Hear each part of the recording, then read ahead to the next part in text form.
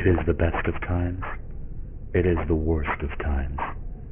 In the year 2015, people have access to a breadth and depth of information unimaginable in an earlier age. Everyone contributes in some way, participating to create a living, breathing mediascape. However, the press as you know it has ceased to exist. The Fourth Estate's fortunes have waned. 20th century news organizations are an afterthought, a lonely remnant of a not-too-distant past. The road to 2015 began in the late 20th century. In 1989, Tim Berners-Lee, a computer scientist at the CERN Particle Physics Laboratory in Switzerland, invents the World Wide Web. Amazon.com is founded in 1994. Its young creator dreams of a store that sells everything.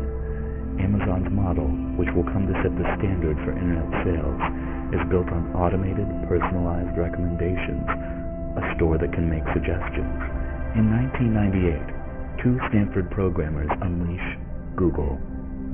Their algorithm echoes the logic of Amazon. It treats links as recommendations, and from that foundation powers the world's fastest and most effective search engine.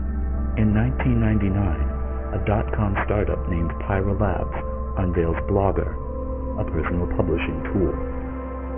Friendster arrives on the scene in 2002, and hundreds of thousands of young people rush to populate it with an incredibly detailed catalog of their lives, their interests, and their social networks. Also in 2002, Google launches Google News, a portal featuring headlines and links to the stories of the minute.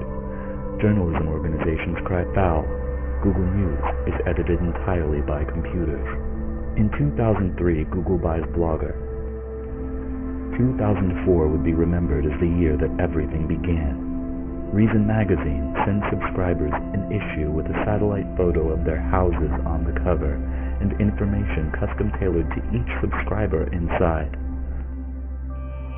Google unveils Gmail with a gigabyte of free space for every user.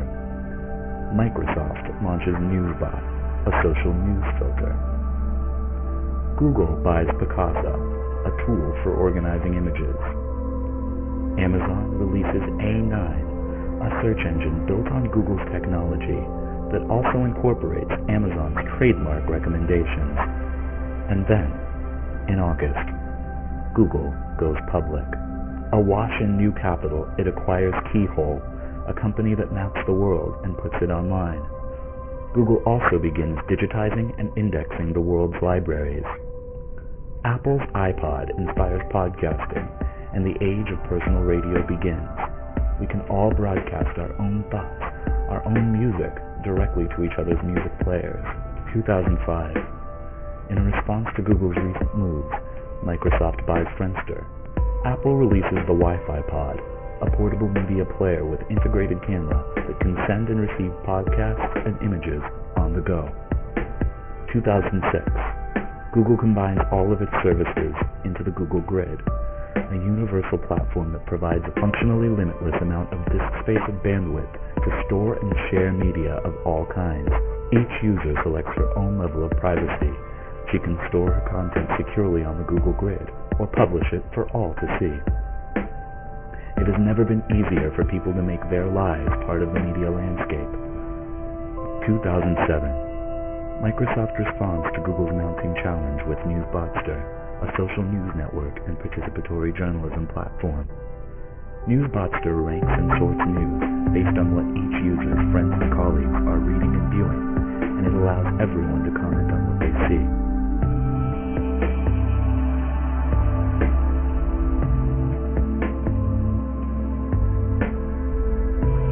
2008 sees the alliance that will challenge Microsoft's ambitions. Google and Amazon join forces, forming Googleton. Google supplies the Google Grid, an unparalleled search technology. Amazon supplies a social recommendation engine and its huge commercial infrastructure. Together, they use their detailed knowledge of every user's social network, demographics, buying habits, and reading interests to provide total customization of content and advertising. This year, the New York Times switches to a paid subscription model online.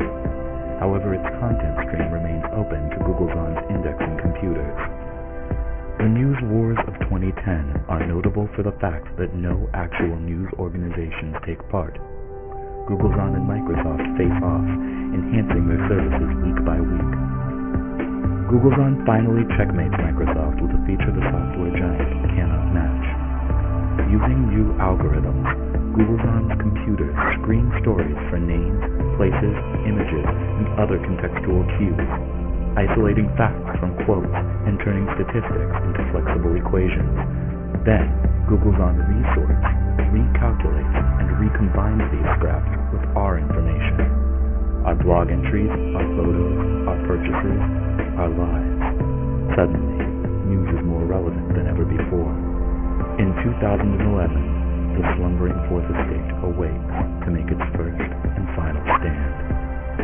The New York Times Company sues Google's claiming that the company's fact-stripping robots are a violation of copyright law. The case goes all the way to the Supreme Court, which, on August 4, 2011, decides in favor of Google's On Sunday, March 9, 2014, Google's unleashes Epic.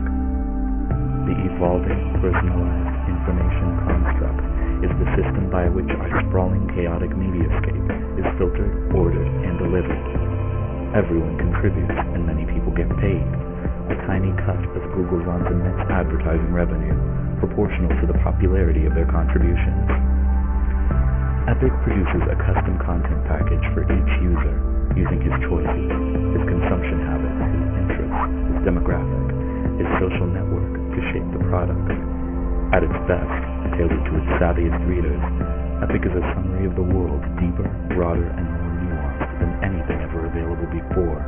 But at its worst, and for too many, Epic is merely a collection of trivia, much of it untrue, all of it narrow, shallow, and sensational.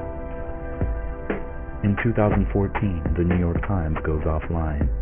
In feeble protest to Google's hegemony, the Times becomes a print-only newsletter for the elite and the elderly. 2015. Pinky Nankani, a refugee from the defunct New York Times digital edition, finds a new journalistic calling. She begins to collect and filter GPS-tagged neighborhood broadcasts. Soon, Pinky's feed is a local lodestone, and more of her neighbors tag their broadcasts with GPS data as they realize they too can be a part of it. Hey, it's me. If you're listening, I think a bunch of us are going to go meet us at Progress Park. We're thinking about doing like a little barbecue. Okay, if you go to the park, do not bother with 9th Street. There's a big accident at Garfield, and it's all backed up. It's totally a mess. So, have you guys gone out today? If you haven't gone out today, please go out today. It's an incredible day. Take a look at this.